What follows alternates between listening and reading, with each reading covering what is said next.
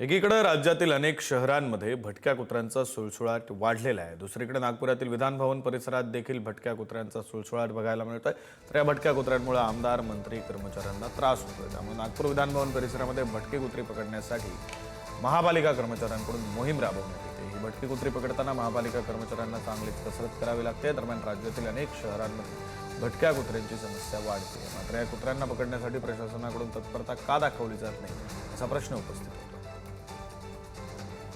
नागपूर अधिवेशन सध्या सुरू आहे आणि नागपूर अधिवेशनामध्ये एक महत्त्वाचा मुद्दा म्हणजे अनेक जे भटकी कुत्रे आहेत ते या संपूर्ण ज्या परिसरामध्ये विधिमंडळाच्या परिसरामध्ये फिरत असताना दिसत, याचा जो त्रास आहे ते आतमध्ये येणारे जे आमदार असतील, मंत्री असतील किंवा अनेक जे व्हीव्हीआयपी लोक आहेत त्यांना या भटक्या कुत्र्यांचा त्रास होतोय। त्यामुळे आता महानगरपालिकेने आता आपण पाहू शकतो महानगरपालिकेचे अनेक जे कर्मचारी आहेत ते या जाळ्या घेऊन या भटक्या कुत्र्यांना पकडण्यात आता सकाळपासून सुरुवात केलेली आहे। जवळपास 10 ते 15 जे भटके कुत्रे आहेत ते या ज्या पूर्ण परिसरामध्ये फिरत असल्यामुळे कुठेतरी त्या अनेक जे आमदार असतील किंवा जे इकडे येणारे मंत्री असतील त्यांना त्रास होतोय आणि त्याचबरोबर अनेक जे लोक देखील इथे येत असतात त्यांना देखील या भटक्या कुत्र्यांचा त्रास होत असल्याने आता नागपूर महानगरपालिकेला जाग आलेली आहे आणि त्यांनी अनेक जे त्यांचे जे कर्मचारी आहेत ते या विधिमंडळ परिसरामध्ये आता ते हे अशा जाळ्या घेऊन ज्या भटक्या कुत्र्यांना पकडत असल्याचं आपल्याला पाहायला मिळते। त्यामुळे आता ही जी कुत्र्यांना पकडण्याची जी मोहीम आहे ती नागपूर महानगरपालिकेने सुरू केलेली आहे।